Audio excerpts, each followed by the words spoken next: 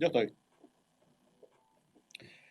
Buenas tardes, señoras y señores. Estamos en una emisión más de Artículo 26, aquí por Radio Chaco Boreal, la 1330 de tu dial.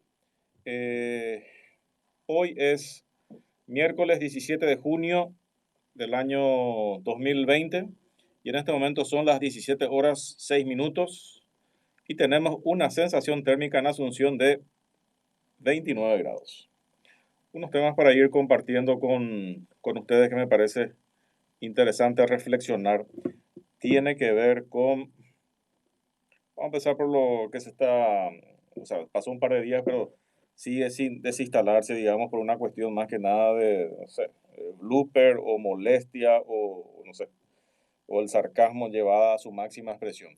El caso que tiene que ver con la ministra Carla Basigalupo, que hasta ahora se sigue viralizando en el tema de las redes sociales. Y tiene que ver con su exposición nomás de que el país está espectacular, que todos volvieron a sus empleos, que el empleo está creciendo, que las empresas están trabajando tranquilamente. Y todos sabemos que la realidad es totalmente otra. Al contrario, o sea, estamos pasando bastante mal. O sea, el golpe económico todavía no estamos sintiendo en su real magnitud. El golpe económico va a ser mucho más fuerte de lo que está haciendo hasta ahora. Hasta ahora simplemente estamos lidiando con la cuestión de salud y todo lo que ello conlleva. Era una cuestión de salud inicialmente, que al final terminó en un estadio de corrupción jamás visto en la República del Paraguay, que tampoco es nada nuevo, simplemente que ahora salió. Y mi barba me afeité, ¿qué voy a hacer? Ok. La capucha, ¿cómo se llama? El bozal me molestaba bastante.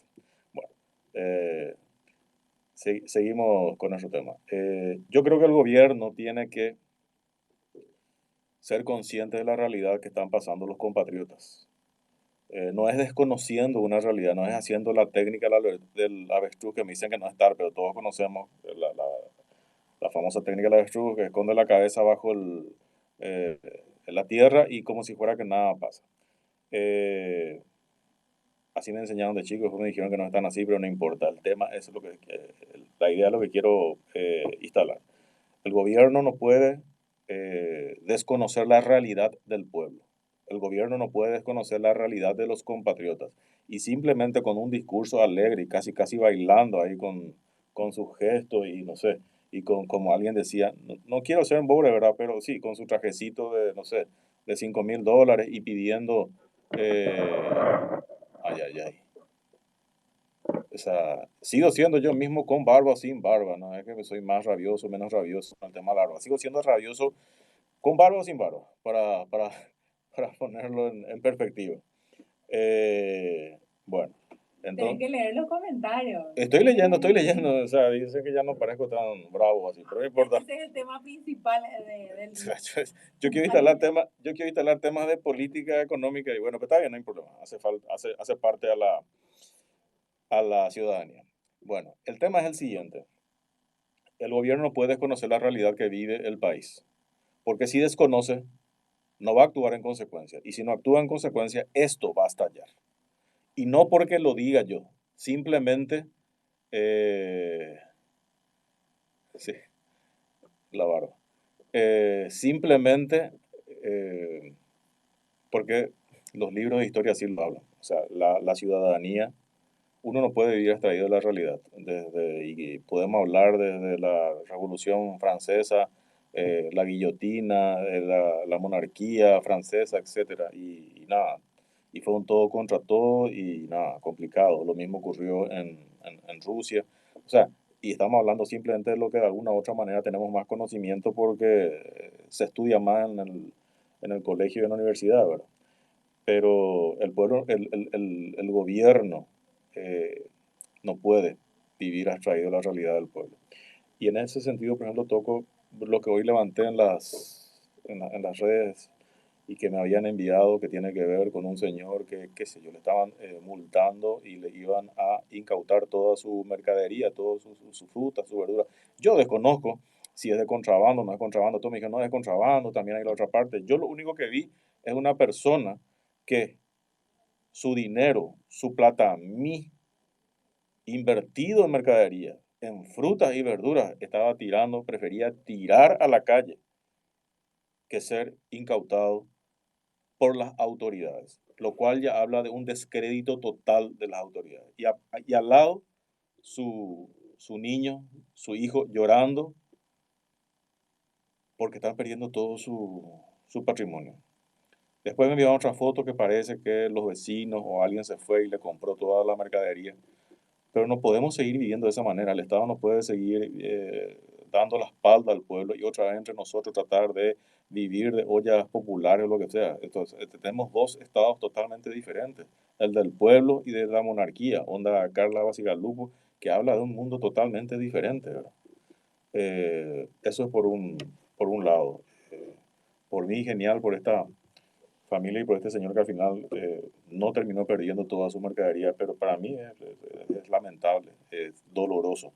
Y si eso, por ejemplo, no toca el corazón de las autoridades, y lastimosamente otras cosas van a tocar su puerta, más tarde o más temprano.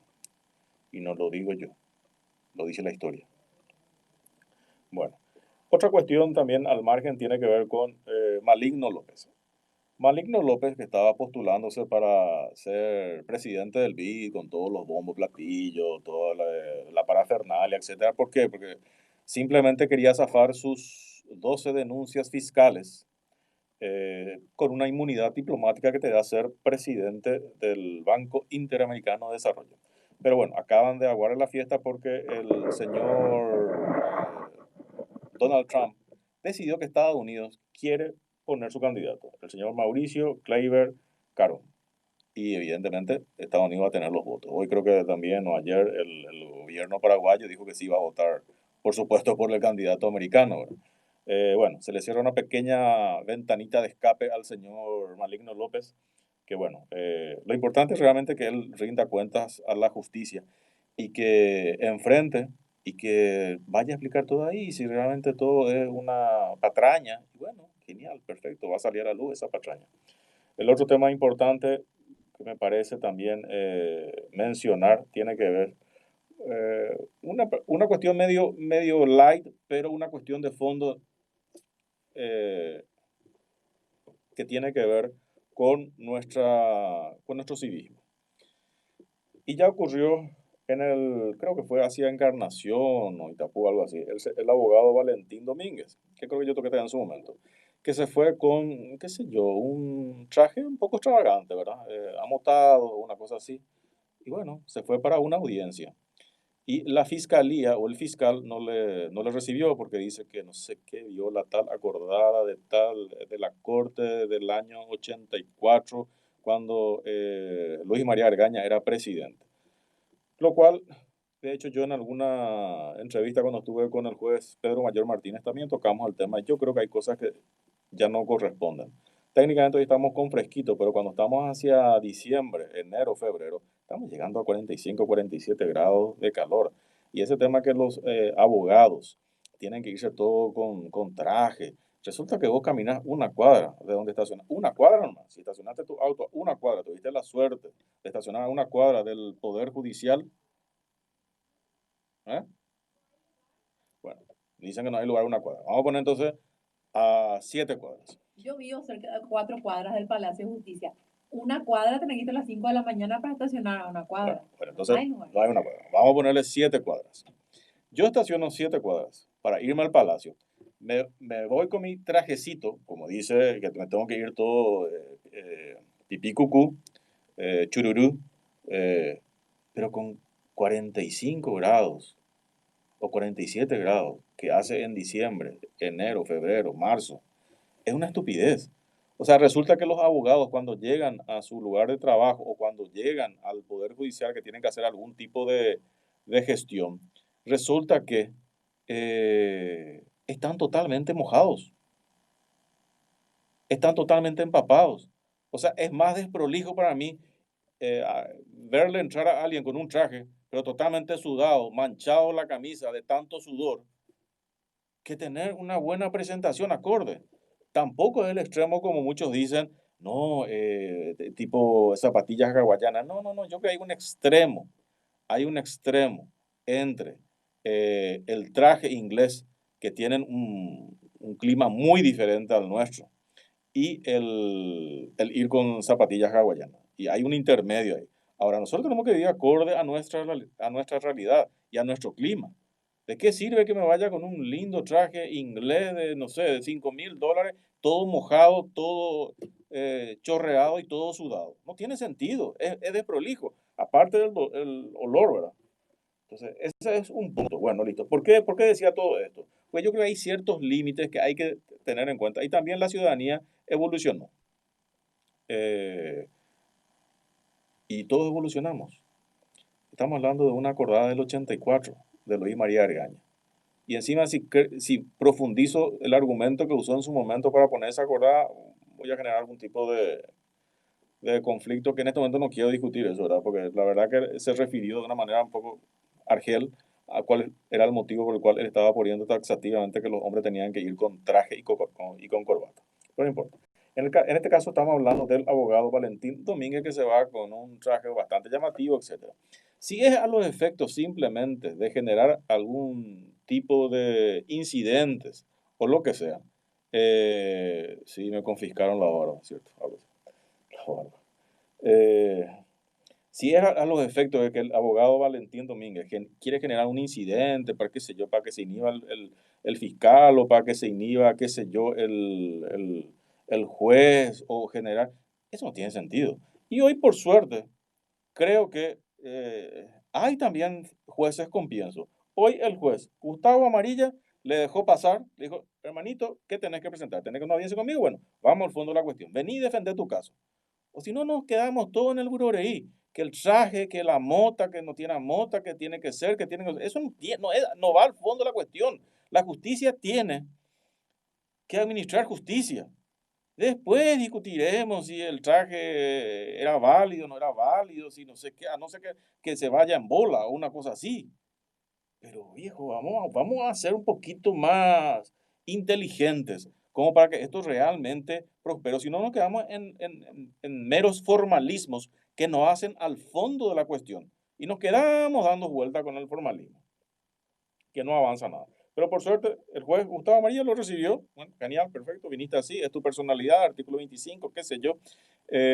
Decime, defendeme tu caso, punto, terminó ahí el tema. Ya está. Así nomás se maneja todo este tipo de situaciones. Bueno, y hablando de cuestiones de formalidades que no hacen al fondo de la cuestión, me preocupa lo siguiente. Creo que hoy o ayer estuvo haciendo una conferencia de prensa el señor Hugo Velázquez. El señor Hugo Velázquez dejó entrever que bajar los salarios de Itaipú y de Yacyretá es imposible. Ustedes saben que me acordé lo que él dijo, porque esta mañana yo leí, o sea, escuché lo que él dijo, y después justo me envían el, el video de esta persona que estaba tirando sus frutas y sus verduras a la calle y que hoy no iban a tener para comer. Y el chico llorando. Y parece dos países diferentes y estamos en el mismo país.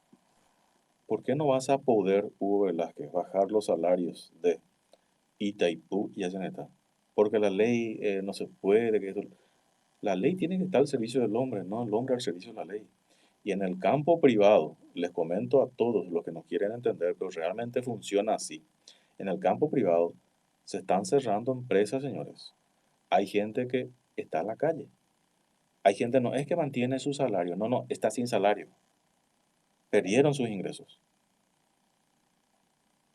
¿Y qué dice la ley ahí? No, porque la ley, ¿y qué dice la ley? No, vamos a seguir pagando. ¿Y de dónde va a sacar la plata? Los que mantienen el Estado y tienen que meterse eso en el cerebro, estos guanacos del funcionariado público, empezando luego de Marito, Hugo Velázquez, que piensan totalmente de manera retrógrada y preventarista. Los que generamos riqueza al país somos el sector privado. El sector público, los gobernantes, las autoridades y los funcionarios públicos deben agarrar y administrar adecuadamente y distribuir adecuadamente esa riqueza. Esa es su función. Nosotros somos los que generamos la riqueza. Administren bien, distribuyan bien. Esa es su función. No crean que ustedes son los que generan riqueza. Ustedes puede ser que roben nuestra riqueza. Ustedes están confundiendo el concepto de corrupción y creen que porque firman un papel donde autorizan la construcción de no sé qué cosa y porque están firmando ustedes son dueños de esa inversión. Esa inversión no es de ustedes. Ustedes tienen que controlar que se haga todo dentro del marco de la legalidad, pero no porque ustedes pongan una puta firma ahí. Resulta que ustedes son dueños del proyecto. Están todos equivocados. Y si tiene que cambiar, que se cambie. Pero no podemos seguir sosteniendo dos mundos paralelos en nuestro país. Por un lado, no se puede tocar el que gana 100 millones, 200 millones de guaraníes en Itaipú. Pero sí, chicos que están llorando porque hoy no van a tener que comer porque acaba de caerle la policía o no sé quién miércoles y tiene que entregar prefiere tirar toda su mercadería de frutas y de verduras. No, pues. Y es una realidad que hay que administrar. No es nomás decir, no, sí, no, con el discurso de la formalidad o la informalidad, que esto es lo otro. Nosotros tenemos informalidad. Negar eso es nuestro primer defecto, nuestra primera falla. Tenemos que aceptar, porque esa informalidad también da de comer compatriotas. Una vez que aceptemos eso, vamos a la segunda etapa. ¿Cómo vamos a administrar esto? Pero no es desconociendo, no más. El tema de la informalidad resulta que automáticamente va a aparecer Harry Potter y va a ser todo legal. No funciona así. También hoy nos enteramos, por lo menos yo me enteré, que el fantoche de Marito y de Hugo Velázquez fueron los que estuvieron detrás de la despenalización de las declaraciones juradas falsas. Había sido que estos atorrantes de Marito y Hugo Velázquez son los que le obligaron, le presionaron, le insistieron a los diputados para que hagan el mamotreto que hicieron, buscando en el fondo la despenalización de las declaraciones juradas falsas de los funcionarios públicos, teniendo en cuenta lo que puede venir para adelante. Hoy, por supuesto, debido a la presión ciudadana, Marito tuvo que vetar y generó algún tipo de impasse dentro de su propio grupo político. Pero independientemente de las pasadas de facturas internas, es bueno nomás saber otra vez de qué puta lado está Marito. El de la joda, el de la corrupción como siempre. O sea, ¿qué uno puede esperar de bueno de este tipo de autoridades y de este tipo de gobiernos? Si la cabeza está pensando cómo mierda hacer corrupción y cómo salirse libre de esa corrupción el día de mañana y que no le molesten. Y nosotros tenemos que seguir consintiendo ese tipo de atropellos. Y después se enojan porque resulta que Efraín se va con una bandera en el cuello. Y eso le molesta a su señoría, a la jueza Lovera. No, pues, eso no hace al fondo la cuestión. Y tocando el tema de Efraín, hay bueno, más una cuestión importante para mí. Hoy de vuelta, creo que se amplió el tema de la denuncia ante el jurado de enjuiciamiento de magistrados contra Eugenio Campos. Entonces, ¿cuál es el tema ahí? Y que creo que estuvo tuiteando Desiree Masi y también no sé quién. No, que no nos quedemos solamente con el martillazo de la jueza que fue parte de un show para tratar de desviar la atención de lo que hizo el fiscal. Yo toqué los dos puntos. A mí me pareció una estupidez lo de la jueza que te obliga a sacarte una bandera paraguaya del cuello y me parece muy flojo de Efraín realmente que se haya quitado. Y si tenés que irte en cana por llevar una bandera paraguaya, y yo me sentiría orgulloso. Espectacular sería irte en cana porque tenés una bandera paraguaya. Eso sería interesante. Bueno, pero ¿cuál es el punto con el fiscal Eugenio Campos? El punto es que, aparte que llegó tarde a la audiencia, sobre la marcha cambia la imputación. Es una locura lo que hizo. El fiscal Eugenio Campos tiene que irse preso.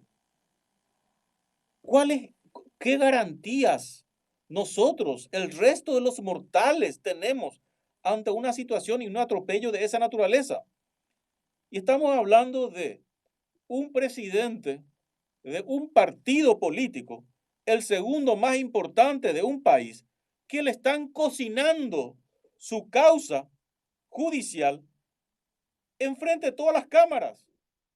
Eso es un feroz atropello a la fiscalía. Yo quiero escuchar qué tiene para decir la represora Sandra Quiñones o qué tiene para decir el Paquito Ricardo Merlo de la Asociación de Fiscales del Paraguay. ¿Qué tienen para decir?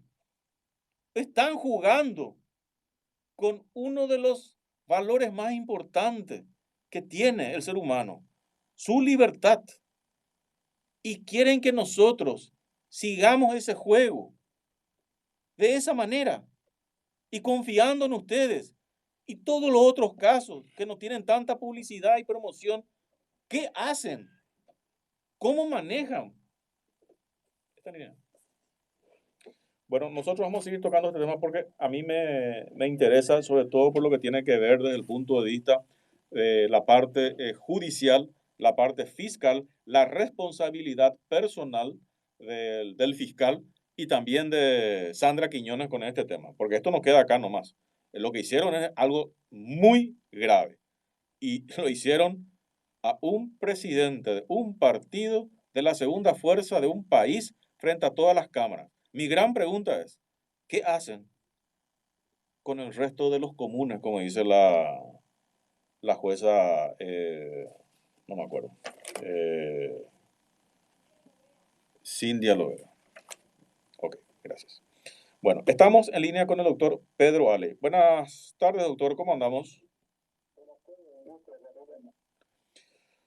Doctor, el tema de IPS es también una cuestión preocupante hoy para todos los ciudadanos. En general, digo, porque si bien no le alcanza a toda la ciudadanía, yo creo que la mayoría sí le alcanza de una u otra manera, tanto desde los diferentes roles que tiene el IPS, desde aportante, beneficiario, jubilado, etcétera.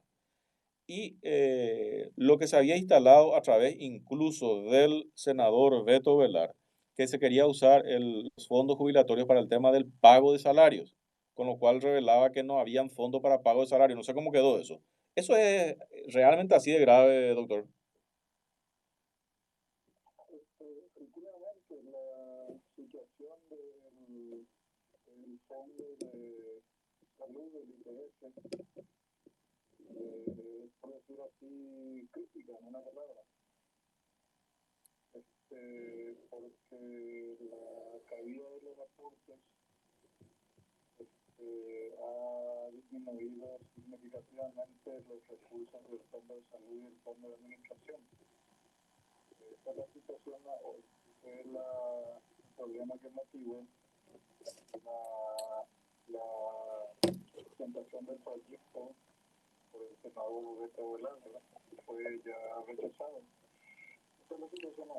O sea, creo que fue retirado nomás. O sea, decidió no presentar de momento, no es que fue archivado, ni desestimado, ni nada.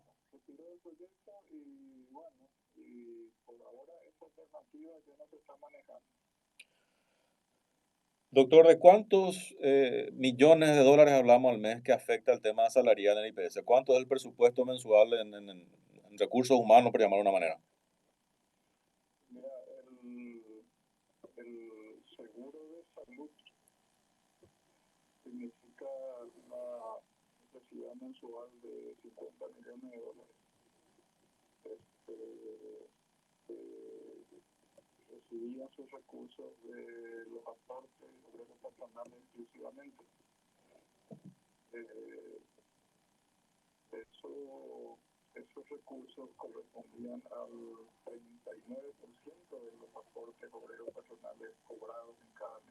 y de 100 millones de dólares, que era la recaudación mensual a febrero, febrero, 39 millones se destinaban al seguro de salud. Y esta conversación la teníamos hace 10 años, 5 años, un año pre-pandemia. Yo te decía que esos recursos eran muy insuficientes para el financiamiento de los servicios de salud. Hace rato el seguro de salud está desfinanciado. Con la situación de pandemia y la merma de los aportes, y bueno, la situación se agudizó porque los ingresos al fondo de salud se redujeron aproximadamente en un 50%. O sea, de 100 millones pasó ahora a 50 millones. De 39 millones pasó a cerca de 20 millones. Ok. No sé si leíste el tuit ese que envió, o sea, que levantó Pedro Ferreira, donde hacía una pregunta. ¿Por qué piden préstamos de 100 millones de dólares? Y también creo que se redujeron el tema de consultas y también el consumo de medicamentos, etcétera. Y también él hablaba de, sí, hubo cierta contracción en los ingresos, pero que no debería afectar significativamente. Y en contrapartida, bueno, esto otro, ¿verdad? El tema de medicamentos, pero que se tuvieron que ahorrar su compra porque disminuyeron las consultas. O sea, ¿qué reflexión te merece eso? O sea, ¿es así, no es así? Porque él fue presidente ahí también de IPS, ¿verdad? Y bueno, pero al final el IPS actual es que está dentro del IPS actual. Yo creo que al final desde afuera siempre se está en un facilismo de criterio que no condice con la realidad de lo que se está pasando acá adentro. La realidad en este momento es que el fondo de salud, en la época de Ferreira ya nosotros habíamos planteado, los técnicos habíamos planteado a la presidencia de Ferreira hacer los ajustes necesarios para fortalecer financieramente el fondo de salud y no se hizo nada. Bueno, hoy han pasado unos 12, 13 años, entonces solamente entre la pandemia y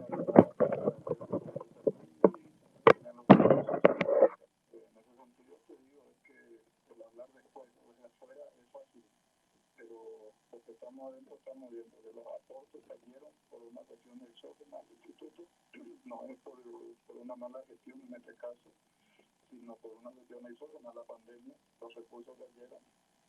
El fondo de salud es un presupuesto, no es un fondo con reserva, y por lo tanto si no hay caja no hay nada que gastar.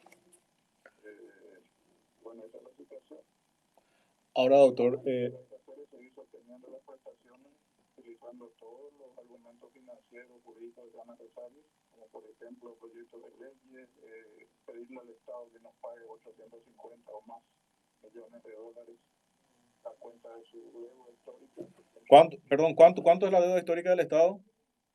500, entre 200, y creo que se está perfilando una segunda entrega por una segunda. Bueno, lastimosamente se nos cortó la comunicación. Pero bueno, un dato importante, o sea, 500 millones de dólares. 500 millones de dólares es lo que adeuda el Estado a IPS y creo que ahora pagaron 100 millones. Y ahora quiero preguntarle, pues, esos 100 millones me parece que es parte de los 2.000 millones que supuestamente nosotros sacamos crédito exclusivamente para hacer frente a la pandemia, pero es un tema que le iba a preguntar dónde sacaron eso, me parece que tiene que ver con eso. Bueno, vamos a una pausa comercial y después volvemos con la comunicación telefónica de vuelta. Estás en la 1330.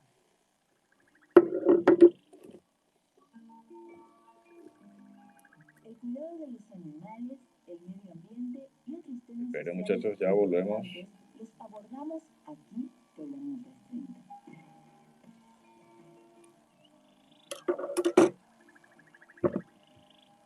Fuerza Natural. Fuerza Natural, cada vez más fuertes. Seguimos en las redes sociales, @Fuerza Natural PI, en Twitter, Instagram y Facebook. Fuerza Natural, cada vez más fuertes. Fuerza Natural. Cada vez más fuertes. Desde el mediodía. Para interactuar con mensajes de texto o audios vía WhatsApp con la 1330 al 0984 330 31. Esto es Artículo 26. La actualidad y relevancia del Paraguay y el mundo con el pensamiento crítico de Hugo Portillo continúa en Artículo 26. A26. Periodismo sin censura.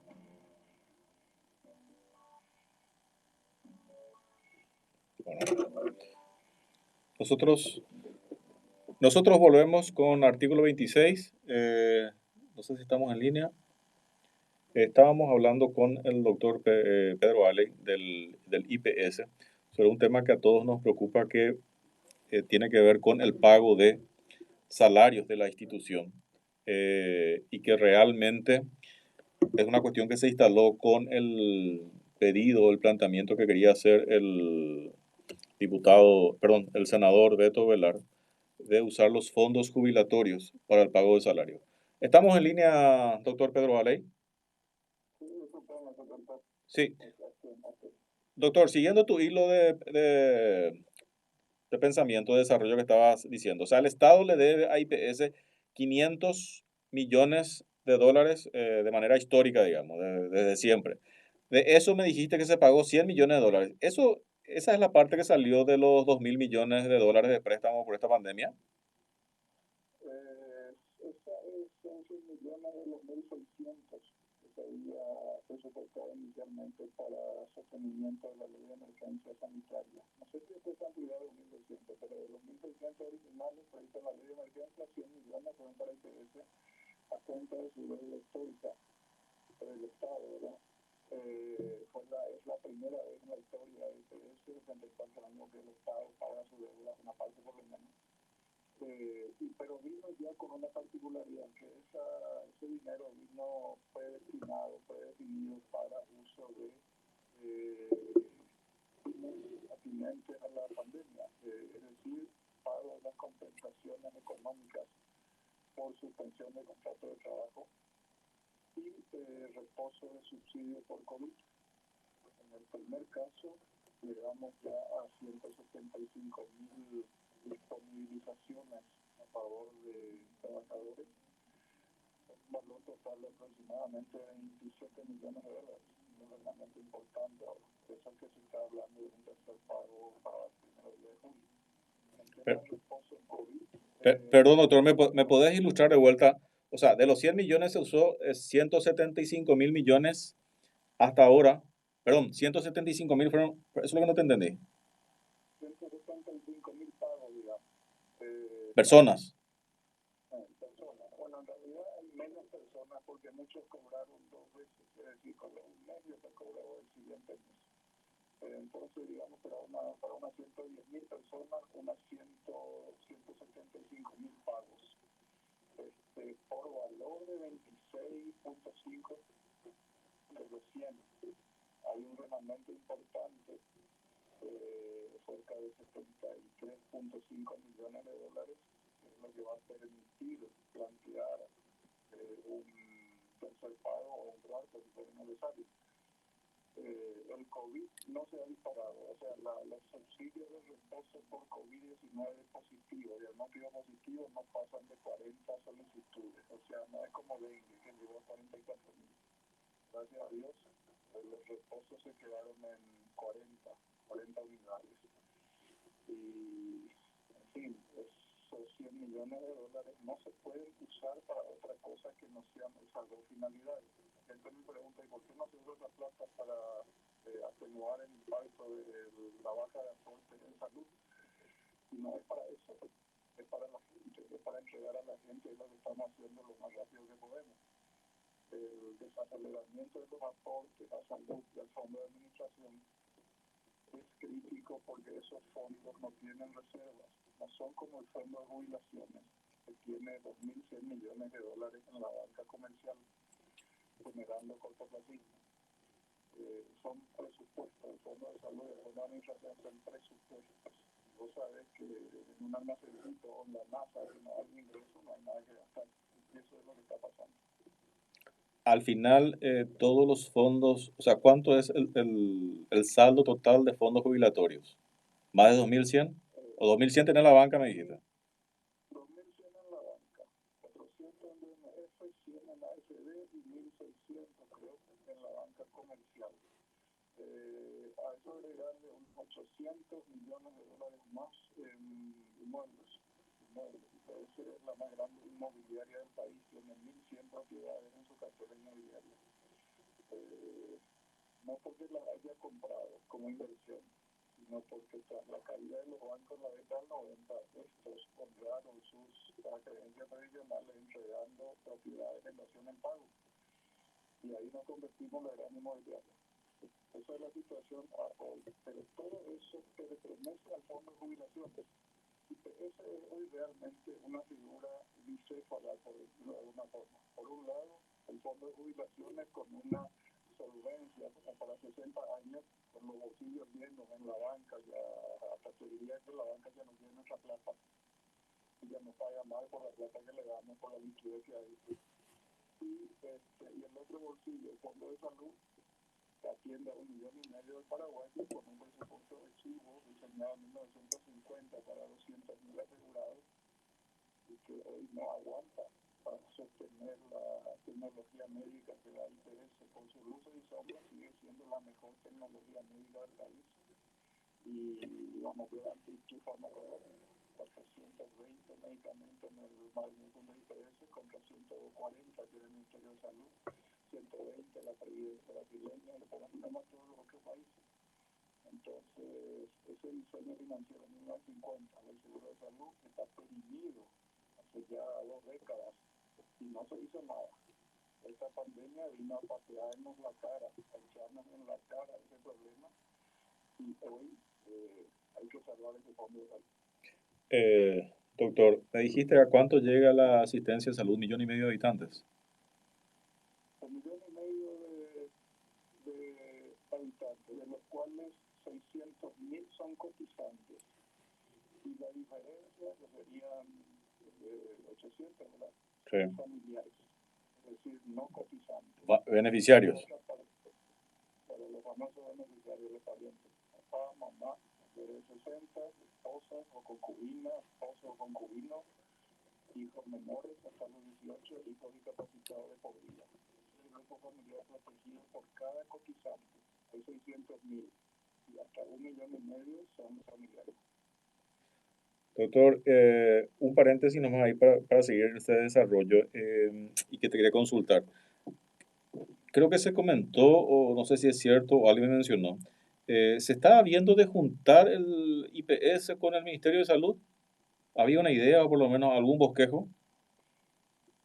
Sí, estoy hablando, yo de una propuesta del Ministerio de Salud en el sentido de ¿qué es lo que pasa? Lo que pasa es que el sistema de salud en Paraguay está fragmentado y en muchos casos hay superposición de esfuerzo y de gasto. Por ejemplo, el Ministerio de Salud tiene un hospital donde el IPS tiene también otro hospital. En otros lugares no está ninguno de los dos. Entonces hay dispersión de esfuerzo y de presupuesto.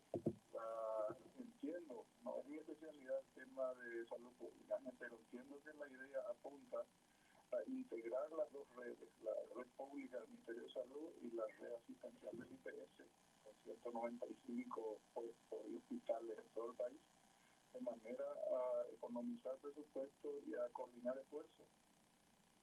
Pero, ¿quién va a salir ganando y quién va a salir perdiendo ahí de la relación? Mira, yo creo que hoy por hoy, en algunos casos perdemos todo. Porque un trabajador que no tiene IPS allá en el fondo del país occidental, si no hay un Ministerio de Salud, no tiene nada. Si tiene la suerte de haber un IPS cerca, bien, podría recibir asistencia en IPS a cuenta del Ministerio de Salud. Eso es trabajar en red, pero eso no existe. Salvo algunas excepciones donde ya hay convenio particular en algunas ciudades. O sea, ustedes están teniendo ya digamos, la experiencia de un convenio, una alianza entre el Ministerio de Salud y IPS y que ustedes después le pagan, le reembolsan como un sanatorio privado. Sí, recíprocamente, entre los dos. Y a eso tenés que agregarle otras instituciones que integran el Sistema Nacional de Salud, como la medicina privada, porque no, debe integrarse. los seguros médicos de la Policía Nacional, del Hospital Militar, la Cruz Roja, todo el sistema de salud público y privado debe integrarse en una sola red.